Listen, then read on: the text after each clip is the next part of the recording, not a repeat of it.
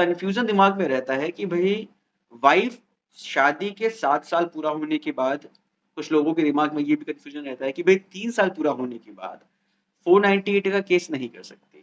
इसमें कितनी सच्चाई है? क्या ये सही है? ऐसी क्या लिमिटेशन है वाइफ़ के ऊपर? इसको हम आज के इस पर्टिकुलर वीडियो में समझने वाले हैं। So stay tuned throughout the video so that you would have a very better perspective over the situation. सबसे पहले आप बेसिकली ये समझो कि 498 का जो केस है वो क्रिमिनल केस है। और क्रिमिनल केस में जो लिमिटेशन होता है, वो लिमिटेशन एक्ट के अकॉर्डिंगली डिफाइन नहीं होता है, डिसाइड नहीं होता है। जो लिमिटेशन एक्ट है, वो बेसिकली सिविल केसेस पर अप्लाई होता है। जो 498 का केस है, वो एक क्रिमिनल केस है।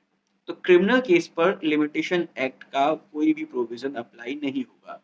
सो बेसिकली अब यहाँ पर आपको क्लियर हो गया होगा, लिमिटेशन एक्ट में कोई भी ऐसा प्रोविज़न नहीं है जो वाइफ पर ये बाध्यता डालता हो कि वो 7 साल के बाद या 3 साल के बाद 498 का केस नहीं फाइल कर सकती। वाइफ के पास ये पूरा अधिकार है कि वो 498 का केस हस्बैंड के ऊपर कभी भी फाइल कर सकती है। लेकिन अब यहाँ पर मेरा कभी भी फाइल करने से मतलब ये नहीं है कि वो कभी भी फाइल कर सकती है।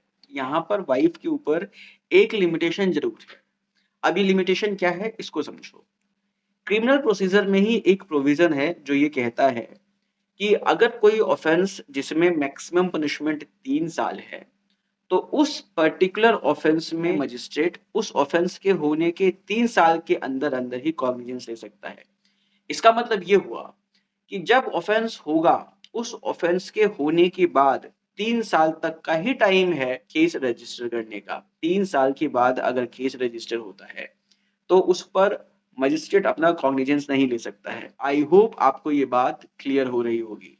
सिंपल से शब्दों में अगर मैं आपको दोबारा समझाऊँ, अगर कोई ऑफ़ेंस हुआ है, तो उस ऑफ़ेंस के होने के बाद 3 साल के अंदर-अंदर ही मजिस्ट्रेट उसमें अपना कॉग्निजेंस ले सकता है। मतलब कि 3 साल के अंदर ही अंदर केस को फ़ाइल करना ज़रूरी है।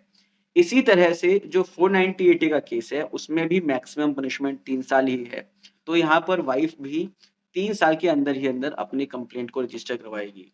अगर उसने अपने कंप्लेंट में कोई ऐसा ऑफ़ेंस बताया है जो 3 साल से पहले हुआ है, तो उस कंप्लेंट को रजिस्टर नहीं किया जाएगा। वाइफ़ जब कंप्लेंट रजिस्टर करवाएगी तो उसको अपनी कंप्लेंट में बताना होगा कि जो लास्ट इंसिडेंट उसके साथ क्रूरल्टी का हुआ है, वो पीछे 3 साल के अंदर ही अंदर हुआ है। अगर पीछे के 3 साल के दौरान उसके साथ क्रूरल्टी का कोई भी ऑफ़ेंस नहीं हुआ है, 498 का कोई भी ऑफ़ेंस नहीं हुआ है, तब वो अपनी कंप्लेंट को रजिस्टर नहीं करवा सकती है। और अगर इसके बावजूद भी कंप्लेंट रजिस्टर होता है, तो फिर इसको क्वैश करवाया जा सकता है।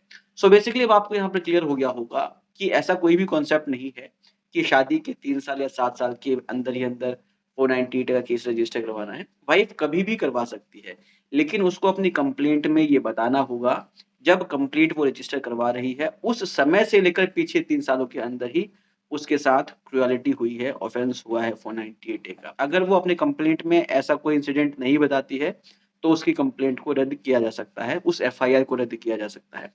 उम्मीद करता हूँ कि वीडियो इन्फॉर्मेटिव लगी होगी। अगर इन्फॉर्मेटिव लगी है तो उसको शेयर कीजिए। मिलते हैं नेक्स्ट वीडियो में। Take care, bye bye.